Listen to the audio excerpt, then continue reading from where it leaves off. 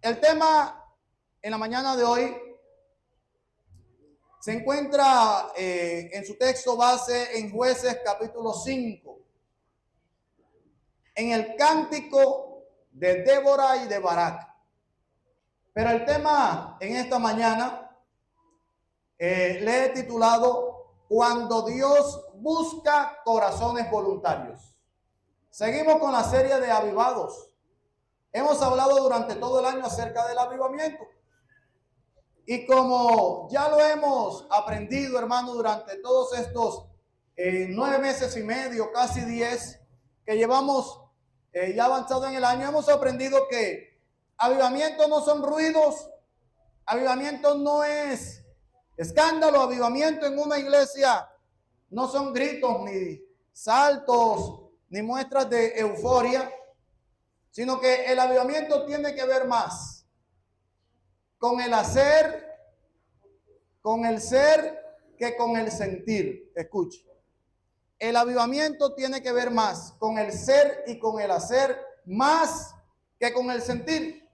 Y es que las iglesias, en el contexto cultural en el que nosotros nos encontramos, relacionan el avivamiento con el sentir, con lo que usted y yo sentimos.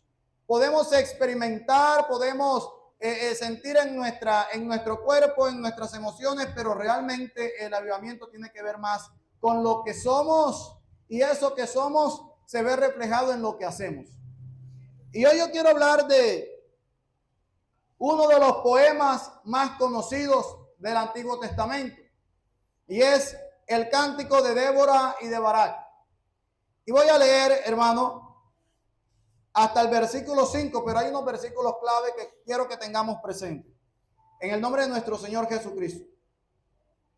Aquel día, Débora y Barak, hijo de Abinoam, celebraron así su victoria. Alabemos al Señor. Los caudillos de Israel encabezaron al pueblo, y el pueblo libremente se dispuso a luchar. Ustedes, reyes y príncipes, escuchen bien lo que voy a decir. Yo quiero cantarle al Señor. Quiero cantarle salmos al Señor y Dios de Israel. Cuando tú, Señor, saliste de Seguir, cuando avanzaste desde campos de Edom, la tierra se estremeció. Las nubes en los cielos se llenaron de lluvia. En tu presencia, Señor, Dios de Israel, temblaron los montes como el Sinaí. Pero vamos también a leer el versículo 9. Mi corazón está con ustedes, jefes de Israel, porque libremente se dispusieron a luchar. Alabemos al Señor. Saltemos al 14. De Efraín vinieron los habitantes de Amalek. A ti, Benjamín, te siguieron tus guerreros. De Maquir acudieron sus príncipes y de Zabulón sus gobernantes. Y vamos a leer del 20 al 22. Desde los cielos pelearon las estrellas. Desde sus órbitas pelearon contra Císara. Se los llevó el caudaloso torrente. Sí, el antiguo torrente de Sison los arrastró. Alma mía, sigue adelante con poder. Resonaron entonces los cascos de los corceles que golpeaban el suelo a galope tendido. El Señor nos bendiga a través de su palabra. Amén. En el libro de los Jueces, capítulo 5, encontramos un cántico que una mujer llamada Débora y Barak componen y entonan después de una victoria.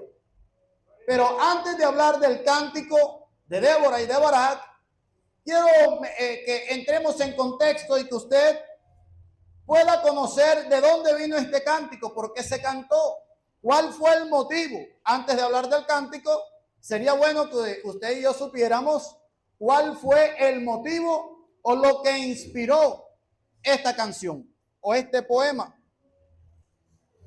En el capítulo 4 encontramos, hermano, que había un pueblo que estaba oprimiendo el pueblo de Israel.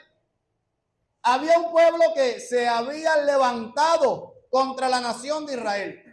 Es más, hay una expresión dice que tenía un ejército con 900 carros herrados. Estamos hablando de que era una potencia militar en comparación con el pueblo que estaba siendo oprimido. Israel humanamente no podía enfrentarse al ejército de Jabín, cuyo comandante era el general Sísara. El rey Jabín se había levantado contra el pueblo de Israel y había enviado al mejor de los generales, Sísara, que estaba al frente y comandando un ejército de 900 carros cerrados. Cuando la Biblia enfatiza que tenía 900 carros cerrados, está diciendo que el poderío militar era enorme. En aquel entonces, esa cantidad de carros, recuerden que el acero, hermano, y los metales eran muy valiosos y eran difíciles de conseguir, mucho más que ahora. Era el proceso de la obtención de herramientas metálicas, era muy costoso, más que ahora. Es como si lo comparáramos en este contexto, tener armas nucleares. No todas las naciones tienen armas nucleares. Bueno, en el contexto en el que sucede esta historia, Jabín tenía lo que muy pocos tenían en aquel entonces: carros cerrados, 900, casi 1000. Pero Dios, a través de Débora, le da una palabra a Barak y le dice: el Señor te ha enviado a que pelees por tu pueblo, Él te dará la victoria. Pero me llama la atención que Débora le dice a Barak: ¿no te ha dicho el Señor ya? Es decir, que cuando Débora le da la palabra a Barak, ya Barak la sabía de antemano. Cuando Débora le dice: ¿no te ha dicho el Señor, levántate y liberta a mi pueblo?, ya Barak conocía el mandato. Pero entonces todos sabemos, hace unos domingos hablamos acerca de la respuesta de Barak: si tú vas conmigo, yo voy. A Barak le dio miedo. Barak, bueno, si es verdad que Dios está hablando a través de ti, entonces vamos los dos.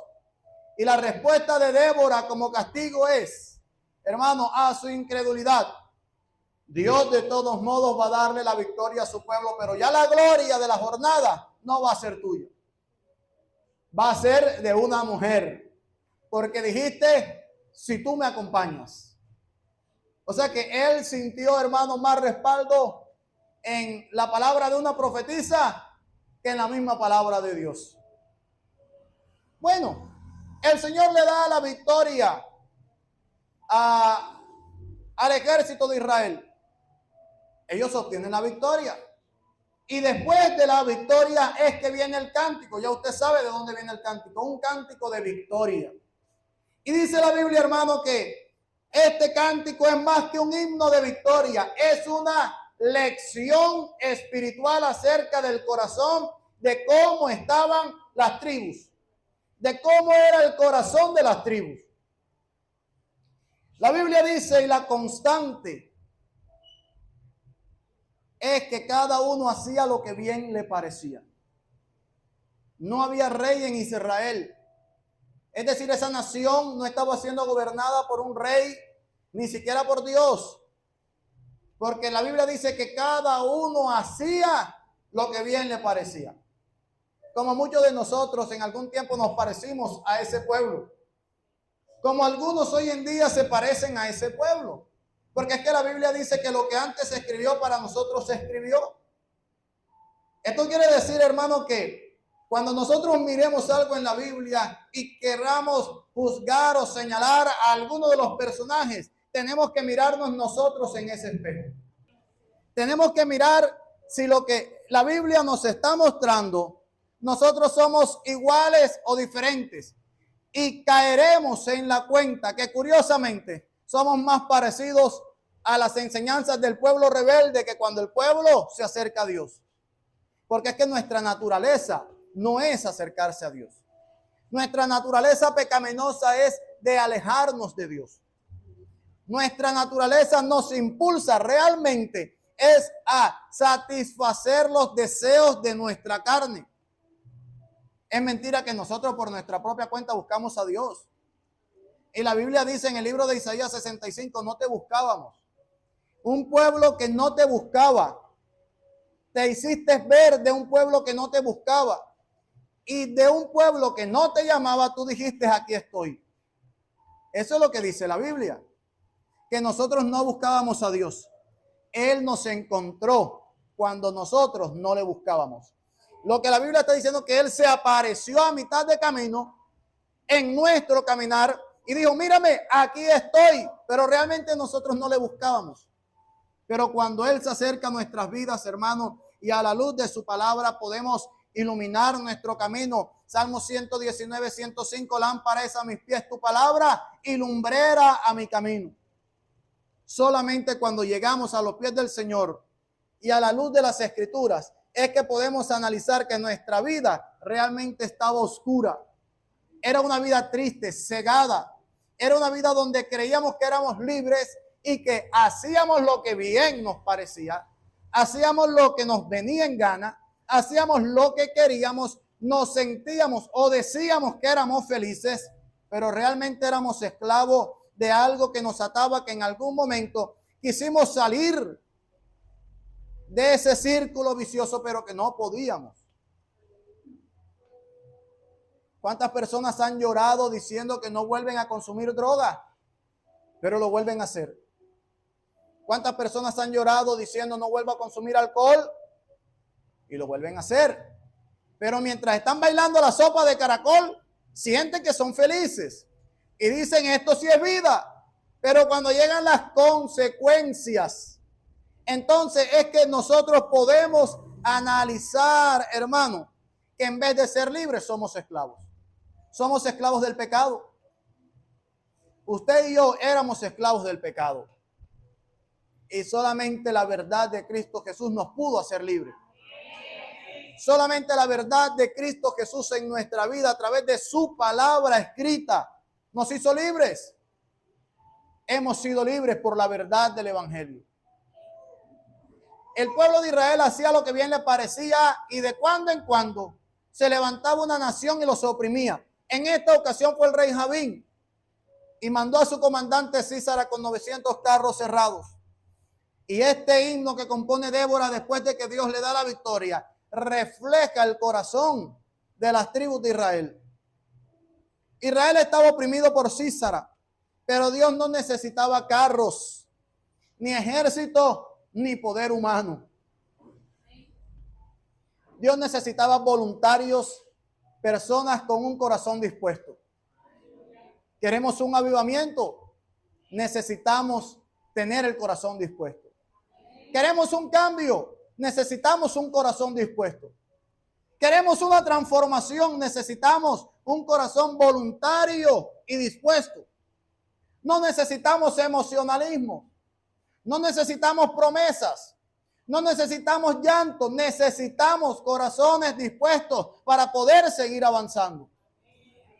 Cuando el llamado vino, algunos se ofrecieron sin reservas, mientras otros se excusaron o se quedaron mejor en la comodidad de sus casas. Y cuando los dispuestos dieron un paso al frente, vamos a ver cómo Dios peleó a favor de los corazones voluntarios. El llamado de Dios demanda una respuesta, es el primer punto, hermano. Y lo vamos a ver sigamos ahí en los versículos 1, 3 y 9. En aquel día, Débora y Barak, hijo de Abinoam, celebraron así su victoria. Versículo 3. Ustedes reyes y príncipes, escuchen bien lo que voy a decir. Yo quiero cantarle al Señor. Quiero cantarle salmos al Señor, Dios de Israel. Mi corazón está con ustedes, jefes de Israel, porque libremente se pusieron a luchar. Libremente, escuchen. El pueblo estaba siendo oprimido. Y fácilmente podrían decir, todos los hombres de 20 años para arriba van a la guerra. Todo el que sepa empuñar una espada va a la guerra. Pero había una opresión al pueblo de Israel y convocaron a los que libremente querían pelear. A los que voluntariamente querían pelear. Esto me da a entender a mí que Dios les estaba dando la certeza y la seguridad de que iban a obtener la victoria y que Él era el que iba a libertar al pueblo y que era su gloria la que se iba a manifestar, pero que necesitaba corazones voluntarios. Dios es soberano. Dios es todopoderoso. Dios obra conforme a su voluntad, hermano, y en su santa y perfecta voluntad, hermano, Él ve en su sabiduría que es la mejor manera para actuar, pero necesita de corazones voluntarios. Dios hace como Él quiere, pero necesita de instrumentos para hacer su voluntad. Dios había dicho, y desde ya voy a hablar, no les voy a hablar de la sorpresa de la victoria, les estoy diciendo desde antes que comenzara el sermón que hubo una victoria, pero no vamos a hablar de la victoria, vamos a hablar de los que participaron de esa victoria. Por haberse ofrecido voluntariamente el pueblo, Débora inicia su canto alabando no solo a Dios, sino también a los que respondieron al llamado, porque el servicio voluntario nace de un corazón agradecido, no de la obligación. ¿Cuántos están agradecidos por lo que Dios ha hecho? ¿Cuántos estamos agradecidos por lo que Dios hizo en nuestras vidas? Lo que Dios hizo contigo. ¿De dónde Dios te sacó? ¿De dónde Dios te rescató? ¿De dónde Dios me sacó a mí? Del estilo de vida perdido y torcido que tú llevabas. Me perdona si fui un poco brusco, pero es una realidad. Estábamos torcidos. Nuestro andar era un caminar torcido, porque nosotros hacíamos de todo, pero menos agradar a Dios.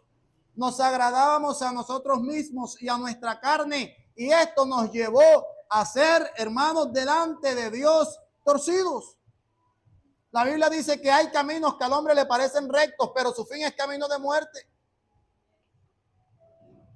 Y cuando la Biblia dice, ¿con qué limpiará el joven su camino? Con guardar la palabra de Dios. Esto nos da a entender que cuando no guardamos la palabra de Dios, nuestro caminar se ensucia. La Biblia dice en 1 de Juan 1:9, si decimos que no tenemos pecado, nos engañamos a nosotros mismos. Si confesamos nuestros pecados, Él es fiel y justo de perdonar nuestros pecados y limpiarnos de toda maldad. O sea que el pecado nos ensucia delante de Dios. Tú y yo, sin Dios, estamos sucios. Espiritualmente, estamos sucios. Esto es una realidad que a casi nadie le gusta oír. De hecho, este es el evangelio que casi nadie predica, porque es el evangelio que no llena iglesias, pero llena corazones. Es el evangelio que, hermano, espanta a las personas que quieren seguir viviendo conforme a su voluntad, a callar su conciencia de que de vez en cuando van a la iglesia, dan una ofrenda, hacen una oración, levantan las manos y simplemente creen que con eso pueden comprar el favor de Dios. Pero déjame decirte, hermano y amigo, que cuando hacemos lo que bien nos parezca, como en el libro de los jueces es la constante también es estar en esclavitud. Dios hace un llamado a través de Débora y de Barak, hace un llamado.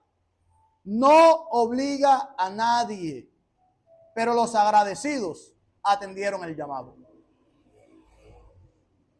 Dios necesita corazones voluntarios. Dios necesita corazones agradecidos. Porque un corazón agradecido sabe que aunque haga mucho, siente que hace poco. Un corazón que realmente está agradecido con Dios por lo que Dios hizo, siente que nunca será suficiente hacer para compensar lo que Dios ya hizo por él. Aquí hay un principio espiritual y es que Dios no obliga a nadie a servirle. Amigo y hermano, Dios no te obliga a servirle. Dios no nos obliga. Hay personas que creen que si yo me aparto de Cristo, Dios me manda un cáncer. Hay gente que está dentro de las iglesias queriendo estar en el mundo, pero no se van al mundo porque creen que Dios le va a mandar una centella. Si te quieres ir al mundo, vete, porque realmente ya estás más allá que de acá. Si el deseo de tu corazón, aunque estés en la iglesia de falda larga y de corbata hasta el ombligo, hermano, si el deseo realmente es de hacer lo que está en el mundo, vete.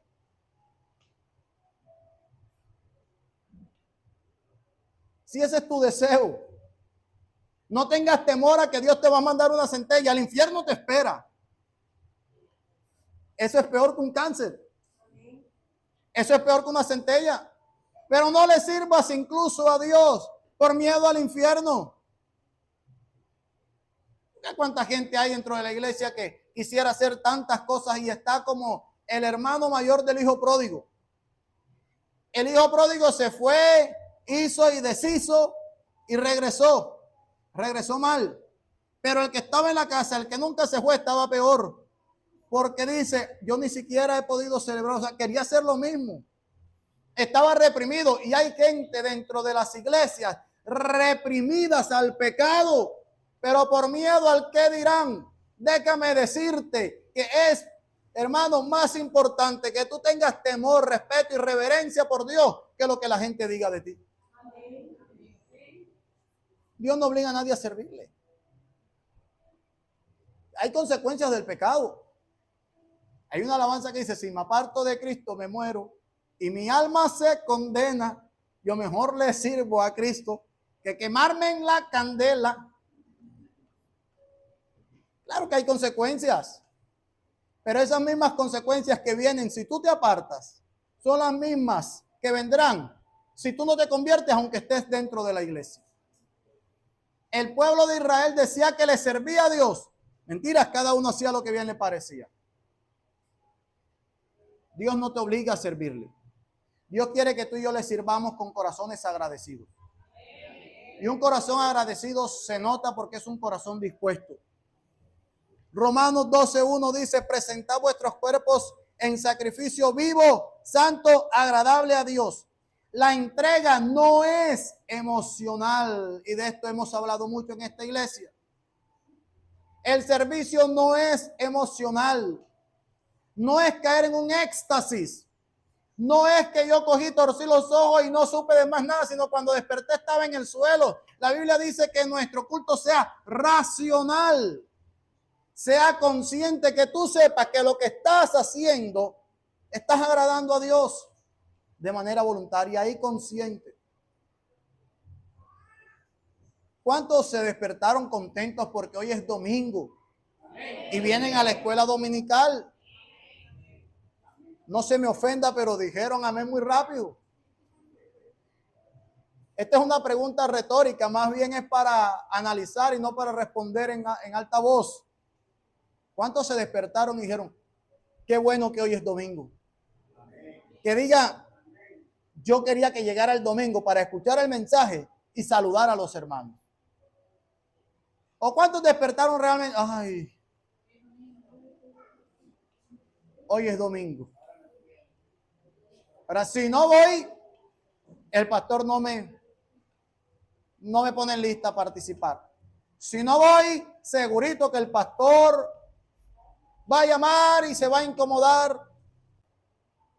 Aprendamos que un corazón avivado es un corazón agradecido y es un corazón voluntario. Cuando Débora hace el llamado en los versículos 14, 15 y 18, dice, de Efraín vinieron los habitantes de Amalec, a ti, Benjamín, te siguieron tus guerreros, de Maquira acudieron sus príncipes y de Zabulón vinieron sus gobernantes. Los caudillos de Isaacar estaban con Débora y bajaron al valle para apoyar a Barak. Entre las familias de Rubén se hallaban hombres de corazón resuelto, pero el ejército de Zabulón y de Neftalí arriesgaron su vida luchando en los altos montes. Algunos dejaron la seguridad de sus hogares para ir a pelear. Algunos dejaron la comodidad de sus casas. Algunos dejaron las alturas, vivían en las montañas y se fueron a pelear al valle. Es decir, no estaban acostumbrados a pelear y hacer guerra en el valle. Estaban acostumbrados a pelear en los montes, con ondas, con flechas, que de una posición alta es una posición privilegiada, pero ellos, dice la Biblia, que se precipitaron a pie al valle y allí expusieron su vida. O sea, se fueron a lo plano a pelear en favor de sus amigos que estaban siendo oprimidos. Pero me llama la atención que los de Rubén tuvieron grandes resoluciones de corazón. ¿Sabe qué significa eso? Que los de Rubén hacían planes. Y no vamos a hablar de la victoria, vamos a hablar de los que participaron y de los que no en esta batalla. Los de Rubén hicieron grandes resoluciones de corazón. Estos de Rubén me recuerdan a los que cada año hacen promesas y dicen, este año sí. Este año, el otro mes, me voy a dedicar de lleno al estudio de la palabra. No me voy a perder ningún servicio. Ahora sí. Y hacen planes, hacen votos, hacen promesas. Pero hay personas que se vuelven promesas, planes, como los de Rubén, grandes resoluciones de corazón. ¿Sabe qué hacían los de Rubén? Mientras algunos estaban peleando, los de Rubén decían, hay que saber cómo organizarse. Tenemos que planear bien la estrategia. Tenemos que organizarnos de esta manera. Tenemos que pensar quién nos comandará, cuáles son nuestras habilidades, cuáles son nuestras desventajas y la guerra peleándose. Aquí hay varios que han prestado el servicio, que han estado en el ejército. Y cuando está la guerra, aquí actúa con el conocimiento que tienes. Pero los de Rubén estaban haciendo una estrategia. Se acabó la guerra y los de Rubén siguieron haciendo estrategias. Se acabó la guerra y los de Rubén todavía estaban planeando el ataque. Va a venir Cristo y todavía te va a encontrar a ti haciendo planes de matrimonio. Va a venir Cristo y te va a encontrar a ti cumpliendo los ayunos que dijiste que ibas a hacer. Va a llegar a Cristo, hermano. Se va a acabar el mundo. Te vas a morir de viejo. Y todavía no vas a ejercer los dones y el ministerio que Dios te dio porque estás esperando el momento indicado y el momento indicado es ahora. Estamos en una lucha espiritual. La sociedad cada día se corrompe más. Yo tengo temor del mundo al cual mis hijos se van a enfrentar. Es un mundo corrompido. Es un mundo torcido. Es un sistema que está dañado. Yo tengo un familiar que ella es psiquiatra. Y ella no cree en la religión. Porque como ella ha atendido casos, pacientes, que dicen que ellos son Jesús. Y se levanta otro y dice, no, pero yo soy Jesús. Y ella le ha dicho, bueno, pónganse de acuerdo cuál es de los dos es Jesús, es el Mesías. Y ella dice, por eso es que yo no creo en la religión, eso es un problema mental. Pero ella defiende los derechos de los transexuales, que son hombres que dicen que se sienten mujer y defiende esos derechos. Yo creo que la del problema mental es otro. Defiende los derechos de las personas que si una mujer dice, no, yo me siento hombre, dice, ¿quién eres tú para juzgar si ella se siente hombre? Pero no cree en la religión porque ha visto a 2 o 3 medios que dicen que son el enviado. El mundo está corrompido. Y nosotros debemos actuar. Nosotros debemos luchar esta guerra espiritual.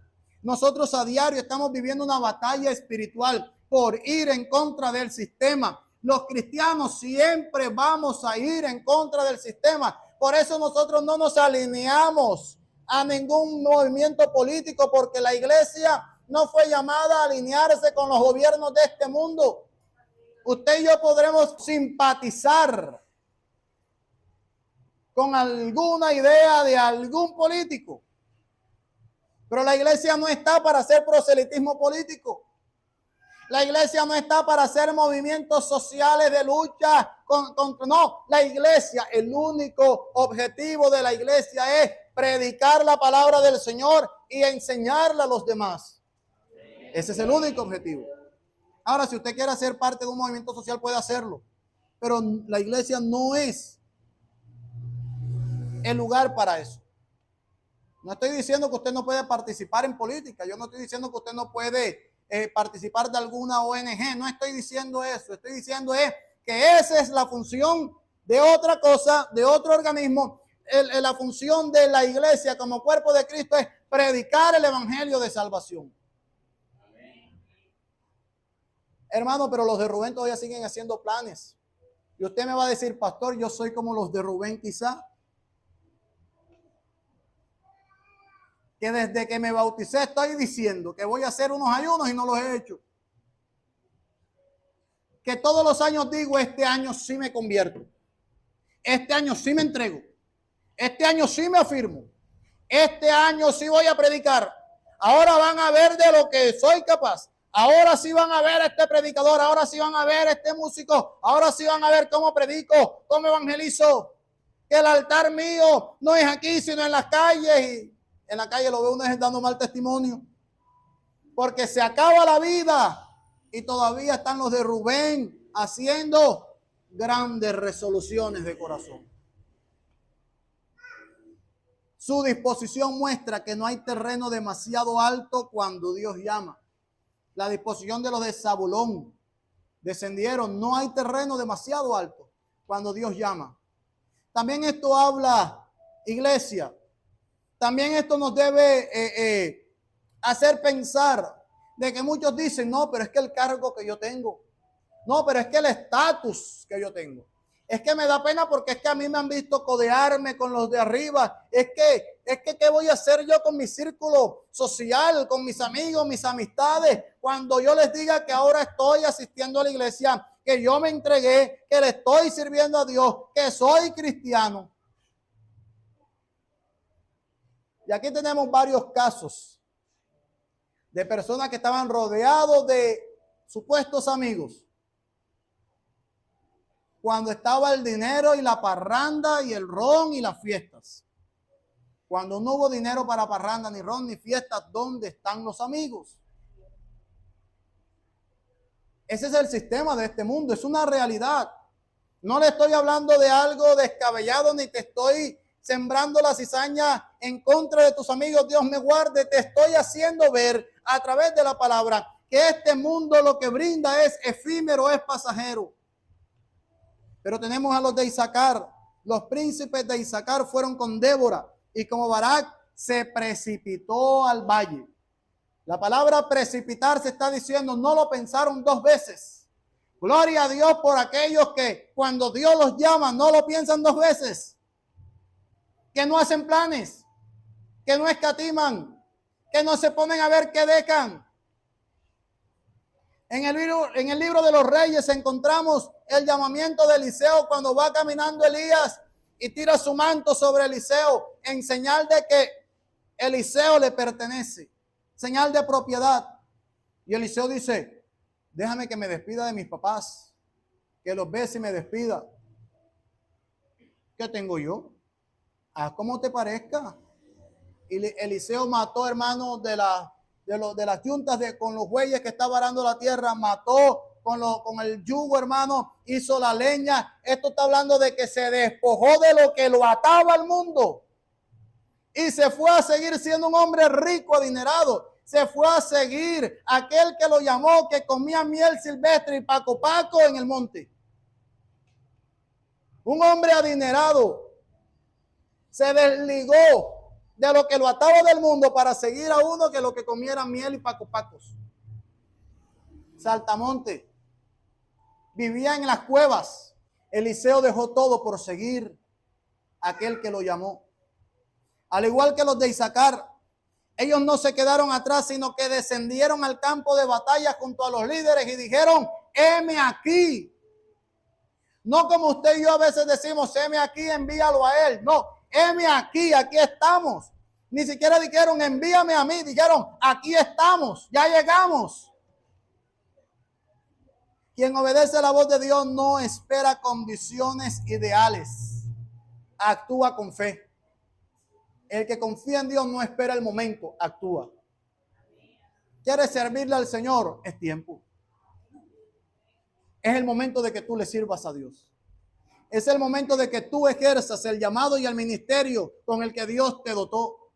Los dones que tú tienes se están pasando la vida, lo estás enterrando, se están llenando de telaraña. Mientras tanto, el ejército del Señor, que es la iglesia, está necesitando de las habilidades que tú tienes y que no estás ejerciendo. Aunque nosotros no estamos sirviéndole a Dios y aunque tú no le sirvas a Dios por una ganancia de dinero, ni económica, ni prosperidad material, el Señor también puede hacerlo. El Señor también está dispuesto a bendecirte. Pero hermano, ¿cómo va a bendecir a alguien que no es agradecido, que no está dispuesto a servirle? Hay gente a la que Dios le dice, tú no me has sido fiel en lo mucho, en lo poco, no me pidas lo mucho. Hay gente que no es fiel ni en lo poco. ¿Qué le va a pedir a Dios mucho? Hermano, Zabulón expuso su vida a la muerte y Neftalí en las alturas del campo. Estas tribus representan a los que no calculan el costo de servir al Señor. Le voy a decir algo un poco irresponsablemente. Se lo voy a decir un poco, voy a ser un poco irresponsable. No calcules costos cuando se trata de servirle al Señor. No empieces a mirar qué es lo que vas a dar y no me refiero a dinero. No empieces a mirar qué es lo que vas a dejar. No empieces a mirar qué es a lo que tienes que renunciar para servirle al Señor. Sírvele al Señor sin condiciones y tú verás cómo tu vida cambia. Sírvele al Señor sin esperar nada a cambio, solamente por agradecimiento, y verás cómo Dios te va a recompensar. El que invita paga, y si Dios te llama, Dios responde. Creamos que el que invita paga. Creamos que el Dios que te llamó te respaldará. Hace falta solamente un paso de obediencia. Hace falta solamente quizá, hermanos, disposición para que tú puedas ver la gloria de Dios en tu vida. Hace falta que tú te dispongas hoy ya para que puedas ver cómo Dios respalda tu ministerio, cómo Dios respalda tu llamado, cómo Dios respalda ese deseo, ese sueño, eso que tú sientes en tu corazón que arde. Cuando quizás ves a alguien predicando y tú dices, yo quisiera predicar así, es que Dios te está mostrando el llamado que te hizo, el don, el ministerio que te entregó. ¿Qué estás haciendo? Cuando ves a alguien cantando, ministrando en las alabanzas y sientes el deseo ardiente de hacer parte también del grupo de alabanza, es que Dios te está diciendo, yo te llamé fue a eso. Cuando ves a alguien sirviendo en la iglesia, ocupando un puesto, un liderazgo, un cargo de liderazgo, dicen, yo también quisiera, es porque Dios también te está llamando a ti a presidir. Dios te ha dotado de dones, de llamado, de ministerio, de talentos. ¿Qué estás haciendo? No calculemos costos a la hora de servirle al Señor. Es que si yo me entrego, me toca dejar las amistades. Si son amigos, realmente amigos, te van a apoyar en una buena decisión. No se van a alejar de ti. Capaz si te siguen. Y si se alejan, el Señor dijo, y líbranos del mal. Amén. Hay gente que se aleja y tú dices, pero ¿por qué se alejan? ¿No le has dicho al Señor, líbrame del mal? ¿Y no le has dicho al Señor, guárdame de lo que no me conviene? Y luego cuando se alejan de ti, ¿por qué se alejaron? El servicio voluntario no depende del resultado, sino del amor. Quien ama a Dios confía en que Él respaldará su obediencia. Hay personas que Dios llamó al ministerio del pastorado. Y cuando uno les menciona el pastorado, dicen, no.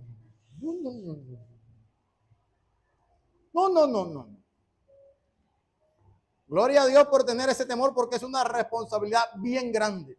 Que si yo pudiera quitármela y dársela a otro, ya yo lo hubiera hecho. Porque es una responsabilidad enorme y no me da pena decírselo. Hagan una encuesta y pregúntenle a los pastores Si ellos pudieran quitarse ese peso y esa responsabilidad y delegárselo a otro y que Dios no se los demande, créame, habría muchísimo menos pastores de los que hay.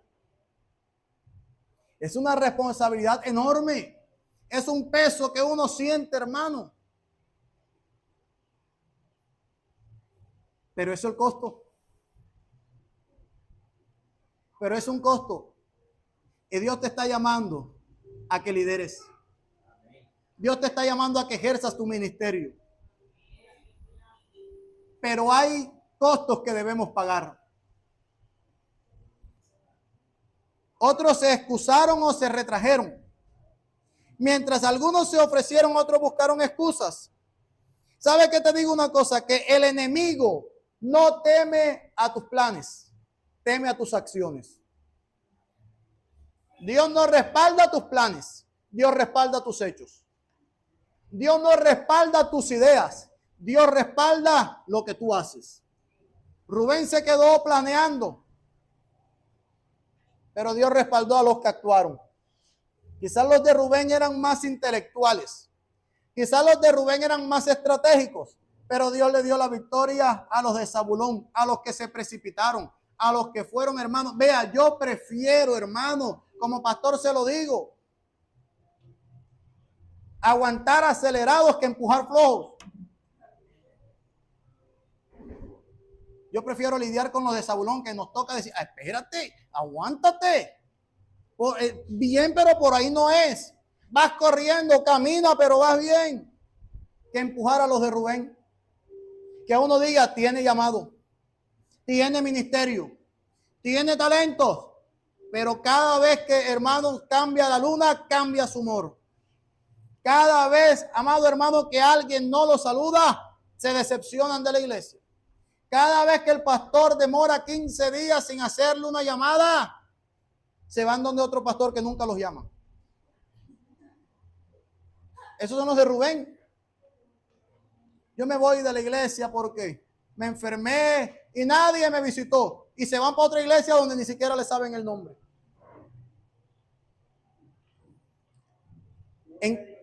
En cambio, Galaad, al igual que los de Rubén, se quedaron al otro lado del Jordán. Escuche. Vámonos al texto para no usar pretexto. Galaad, versículo 17. Galaad se quedó al otro lado del Jordán y Dan se mantuvo al lado de las naves. Aser se quedó tranquilo en la playa y no se apartó de sus puertos. Pregunto yo, ¿en dónde estaba la guerra? ¿En el mar o en el valle? ¿Y qué hacían los de Galaad junto a las naves? ¿Qué hacían los otros en el puerto? ¿Qué hacían, amado hermano? Están viendo que la guerra está en el valle y ellos se subieron en los barcos. Yo no sé si lo que querían era huir. Yo no sé si lo que le sucedió a ellos fue que se movilizaron de una tribu a la otra y dijeron, vamos, ayudemos a nuestros amigos. Los que vamos a morir te saludan como en el gladiador. ¡Vamos! Pero cuando llegaron al puerto se quedaron. Puede ser que hay personas, iglesia, que toman la decisión y actúan mejor que los de Rubén, porque no solamente hacen planes, sino actúan, pero se quedan de este lado del Jordán. La pelea era del otro lado del Jordán, pero ellos se quedaron de este lado del Jordán.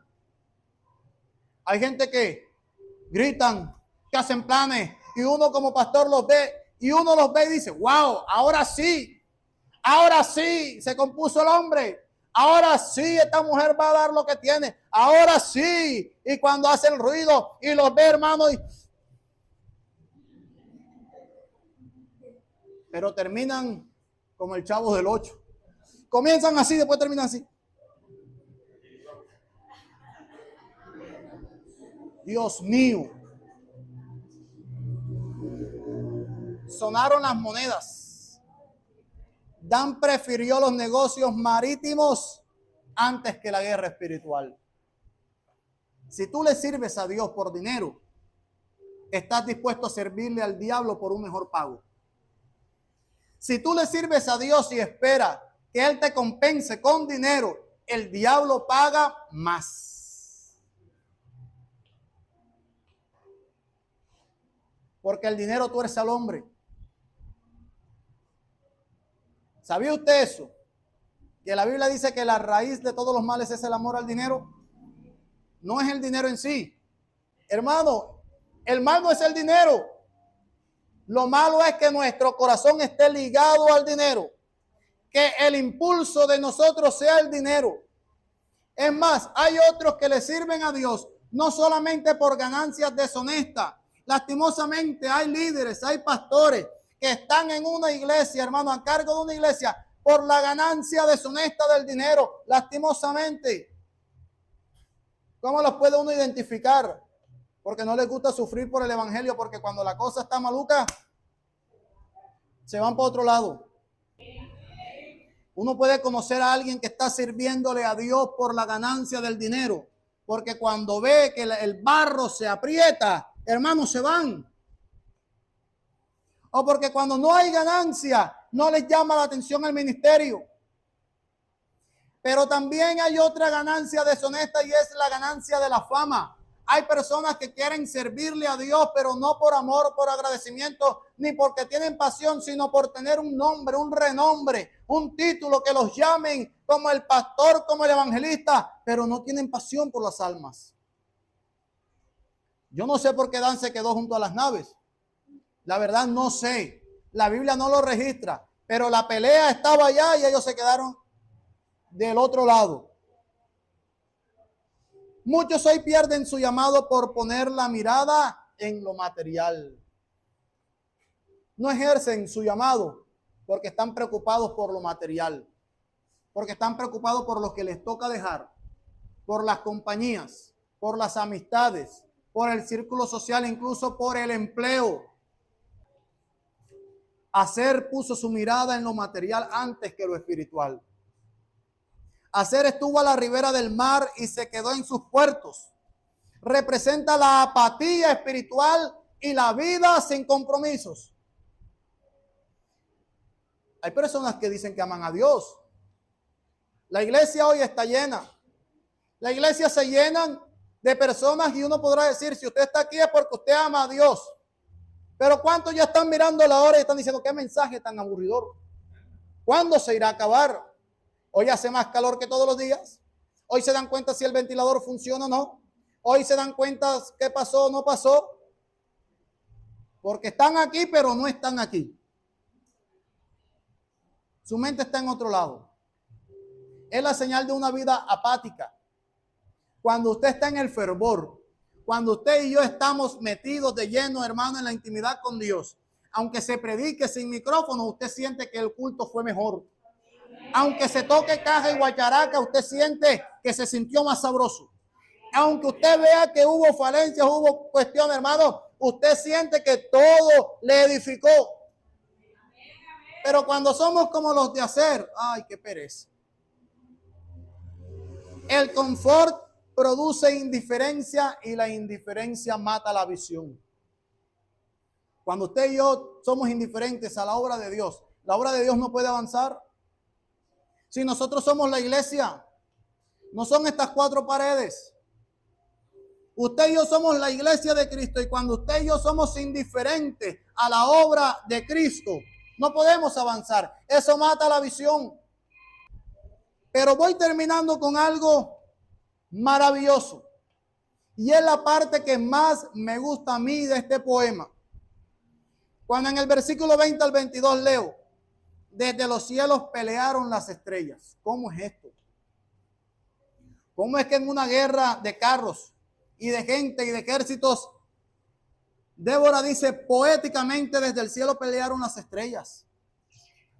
Desde sus órbitas pelearon contra Sísara. Se los llevó el caudaloso torrente. El antiguo torrente de Sison los arrastró. Alma mía, sigue adelante con poder. Resonaron entonces los cascos de los corceles que golpeaban el suelo a galope tendido. ¿Cómo así que pelearon las estrellas? ¿Qué tiene que ver el antiguo torrente con una guerra que se está librando en un valle? Para eso tenemos que mirar versículos antes. Cuando Débora le dice a Barak, yo atraeré a Sísara el torrente de Sisón. El torrente de Sisón o el río Sisón era un río que en el verano era apenas un riachuelo, pero que en invierno se desbordaba. Y la Biblia dice que cuando empezaron a pelear, hermano, ¿sabe qué le voy a decir algo? Que cuando es de noche y uno mira al cielo y ve las estrellas, uno sabe que no va a llover. Pero cuando uno no ve ninguna, uno dice, amanece lloviendo. Antes de que amanezca, llueve. Porque las estrellas se dejan ver cuando no va a llover. Cuando las nubes oscuras en la noche no lo ocultan. Pero Débora dice que las estrellas en el cielo se veían y peleaban. Pero de repente, hermano, eso me da a entender que fue en verano. Si se podían ver las estrellas era verano, no había señal de lluvia. Nadie proponía en aquellos tiempos, hermano, pelea cuando era invierno, lo proponían las batallas en verano. Y el milagro fue que las estrellas se escondieron y se creció. Un pequeño arroyo se volvió un río caudaloso, barrió el ejército. Hermano, el pueblo de Israel no tuvo ni que enfrentarse a los carros. El río se creció y se los llevó. Desde los cielos pelearon las estrellas, desde sus órbitas pelearon contra Sísara. El torrente de Sisón los barrió. El río Sisón atraviesa el valle de Megido. En tiempo seco es un cauce pequeño, pero durante las lluvias se convierte en una corriente poderosa. Los cananeos, confiados en sus carros de hierro, descendieron al valle, pero una lluvia repentina los barrió. Cuando usted y yo nos precipitamos a hacer la obra de Dios, se precipita. No sé si entendió el chiste. Cuando usted y yo nos precipitamos, hermano, a hacer la obra de Dios, Dios hace algo a nuestro favor. Dios se mueve a nuestro favor. Dios mueve los astros, las esferas, el firmamento. Dios mueve lo que tenga que mover. Usted y yo no sabemos de dónde va a salir el presupuesto. Dios va a mover a quien tenga que mover. Usted y yo no sabemos cómo es que nuestro ministerio va a resurgir, pero ¿cómo? Dios moverá al que tenga que mover. Le voy a decir algo fuerte, que hoy ha sido el día. Si usted siente que usted tiene un llamado, pero que el pastor se lo está obstruyendo, ¿usted cree que yo soy más poderoso que Dios? Si Dios me tiene que, para que usted surja, lo hace. Deje de decir que un humano le obstruyó su ministerio. Dios mueve al que tenga que mover para cumplir su voluntad. El torrente de Sisón representa la intervención divina que responde a la obediencia. ¿Sabe a quiénes respaldó Dios? A los obedientes. Dios no respalda flojos. Dios no respalda apáticos. Dios no respalda a los de Rubén, que hacen planes, que hablan bonito. Hay gente dentro de las iglesias que hablan bonito y nunca hacen nada. Y hay otros que no hacen, pero cuando actúan, nos dan una lección. Dios respalda la disponibilidad. Hay unos que se mantuvieron neutrales. Hay unos que se mantuvieron neutrales en la guerra, ni para un lado ni para el otro. ¿Qué no nos lo dice la Biblia el apóstol Santiago? El que sabe hacer lo bueno y no lo hace, se le cuenta como pecado. Hay servicios dentro de la iglesia que tú sabes que son buenos. Si no los haces sabiendo que son buenos, ¿cómo se te cuenta? La neutralidad no recibe la bendición de Dios, sino la disponibilidad. Mas los que te aman sean como el sol cuando sale su fuerza, dice Débora. Una decisión voluntaria puede cambiar generaciones enteras. ¿Sabe cuánto fue el tiempo de paz cuando Débora y Barak pelearon? 40 años. La disposición de ellos trajo 40 años de paz. Una decisión voluntaria tuya puede cambiar tu generación. Concluimos diciendo que Dios sigue buscando voluntarios sin excusas. No los más fuertes, sino los disponibles. No los más capacitados, sino los más dispuestos. No los más sabios, sino los que más confían. ¿Qué tipo de tribu eres tú? ¿A qué tribu perteneces? ¿De los que bajan al valle sin miedo o de los que se quedan entre los rediles haciendo planes? ¿De los que marchan al frente o de los que solo observan desde la orilla?